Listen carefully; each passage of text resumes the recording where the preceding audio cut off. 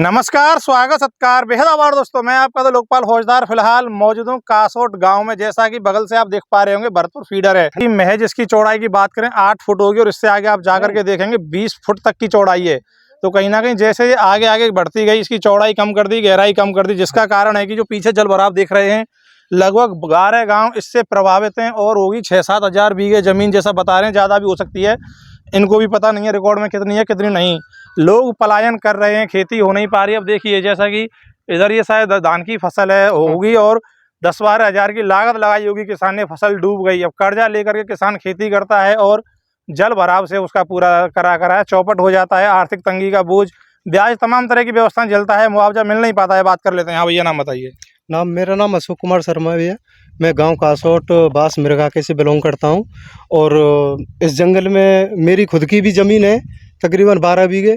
और अगर इस पूरे जंगल की बात की जाए तो ये हमारे गांव का करीब 2200 बीघे का रकबा तो आराम से है। और ये आपको थोड़ा सा एक बार दिखा देता हूं। ये नहर है, तो ये नहर क्या है कि पहले नीची थी, सन 2007 में बहुत नीची थी, तकरीबन 4 फीट के। अब सन 2007 के बाद में इसको पक्की करा दिया गया और इसको करीब 4 फीट उठा दिया गया। इससे क्या है कि हमारे यहाँ से लेके करीब 10-12 गांव, 1 दर्जन के लगे डगे आराम से गांव हैं, सभी की सभी मतलब भेंट चढ़ गए इस पानी की। और अब इसकी स्थिति ये आप देखो, ये हमारे यहाँ के स्थानीय लोगों हमारी खुद की मेहनत से और इसमें कट्टे लगा के इसको ओवरफ्लो होने से रोकते हैं, लेकिन कितना रोकेंगे, नहीं रोक पाते हैं। और इसका नतीजा ये है कि आप देख सकते हो पानी फुल भरा हुआ है।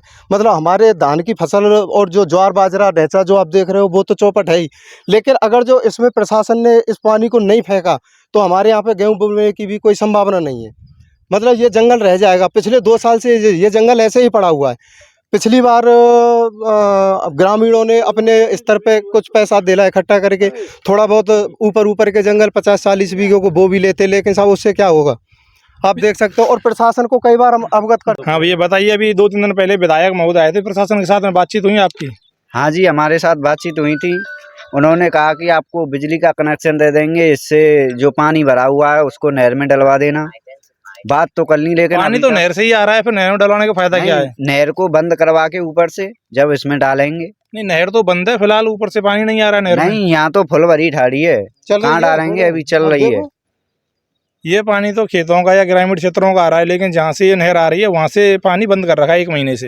हाँ तो साहब हमारे यहाँ ही बंद रह जाएगी नहर, जब फेंक सके नहीं ऐसा ही भरे और कछु ना है। मुआवजे की बात नहीं हुई जैसा बता रहे हैं कई सालों से, 8-10 सालों से लगातार? पिछली साल फॉर्म भरे, 1 रुपया ना आयो, और अब क्यों कह रहे हैं अब की पता पर ही आगे के ना आए, कछु ना आवे। और 10-12 हज़ार रुपये ने लगा के बैठे 2-3 साल से कछु ना आए रो, ना खावे ना जे रो, ना भैंसनू चारो रो, कछु ना आए रो। फिर मुआवजा मिल नहीं रहा है, फिर ऐसे बैठे रहोगे घर पे? क्या करें साहब, यहाँ से जाएंगे अब कमाने निकलेंगे, गांव में कोई रहेगा नहीं तो पलायन बहुत कर। अच्छा एक चीज बताइए, जैसा कि आप हमें खुद ट्रैक्टर पर लेकर आए, मंत्री और तमाम जगहों पर जा रहे हैं, ट्रैक्टरों से दौरा कर रहे हैं, तो फिर यहाँ तक आना जाना कैसे पॉसिबल होता है? क्योंकि पैदल का तो रास्ता ही नहीं है यहाँ तक पहुँचने में। ट्रैक्टर थे यहाँ में। और साहब मुआवजे की बात बताऊं कि हमारो गांव 2 विभाग में बटे हो, भाग में फर्स्ट और सेकंड। तो पिछली बार मुआवजो मिले हुए, फर्स्ट में मिले हो, जो बाग वहाँ में कम नुकसान हो वहाँ में तो मुआवजा मिलेगा, और जहाँ में ज्यादा नुकसान है वहाँ मुआवजा मिली ना। आप खड़े हो वो और भूसा का सरपंच की करामात है साहब, हमारा वो पटवारी वो है वो ट्रांसफर, वो दूसरी जगह चले गो, वो बेचारो जो आप कागज आते हैं वो फर्स्ट वाले का सौंपे गो, वहाँ ने पतो ना है कहा करे हो। 16 लाख हमारा कोई मुआवजा ना मिलो यार, ये सेकंड में तो 1 रुपया ना मिलो, 100-100 से आए। आपने फॉर्म नहीं भरा था क्या मुआवजा? नहीं भरे हो साहब, सरपंच ने गुम कर दिए। जब बोल हाँ, सरपंच ने गुम कर दिए, कोई मुआवजा मिला ही नहीं था सर। नहीं, सरपंच ने कैसे गुम कर दिया? फॉर्म तो ऑनलाइन भरा गया होगा ना इसका? नहीं, उसके पास जमा हुए थे सर भाई, पटवारी गिरदावर से बात नहीं की? फिर बात है ना, दूसरा ट्रांसफर है वो, मास्टर है वो।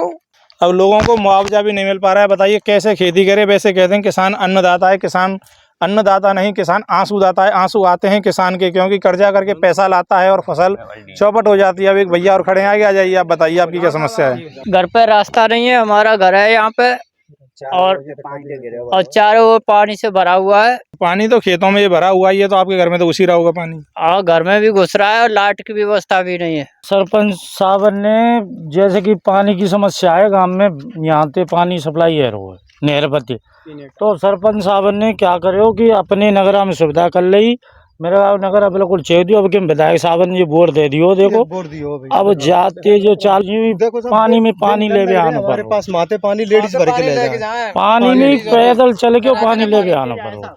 तो ये सरपंच साहब को कार्यकाल बहुत अच्छा, एक बढ़िया चीज समझाइए कि रहा, 8-10 सालों से पानी भरा हुआ है, लोग गांव में ही हैं, तो फिर अपना जैसे बता रहे कर्जा लेकर के भैया खेती करते हैं, खेती होती नहीं है, तो फिर मतलब खाने को क्या लाते हो फिर जब खेती आपकी हो नहीं रही, कर्जा ला करके आपने खेती की। 2-4-5 किलो गेहूं से मिल जाए सब सरकार से, और सब बेस मेहनत कर रहे हैं, बाहर गोवर्धन है सब, हम मजदूरी करके चले जाए, बेलदारी किसान जा रहे हैं, बालक जा रहे हैं, ये पढ़े लाख बालक है, ये बेचारे बेलदारी जा रहे हैं। हाँ बिल्कुल, या खेती की वजह जा रहे हैं, नुकसान है रो भरपार और जाओ कच्छू है जाए तो देख लियो साहब, बालक दुख ही जी है सकते आदत सकाई न कोई आवे ही ना समझ पानी देख के को आवे को बताओ। अब देखिए दोस्तों, ये तो खैर एक बात अलग थी, लेकिन मेन समस्या यही है कि कम से कम मुआवजा दे रहे हो तो भैया उसमें दोगलापन ना कीजिए। जो मुआवजा रियल हकदार है उसको मुआवजा मिलना चाहिए, क्योंकि उस किसान से पूछिए जो किसान कर्ज पर पैसा लाता है कि भैया खेती करूंगा, कर्जदार का कर्जा चुक जाएगा और बच्चों के लिए 2 पैसे बच जाएंगे, लेकिन इन हालातों में 2 पैसे तो क्या उल्टा वो माइनस में ही चल रहा है। वीडियो को शेयर जरूर कीजिएगा। जय हिंद, जय भारत।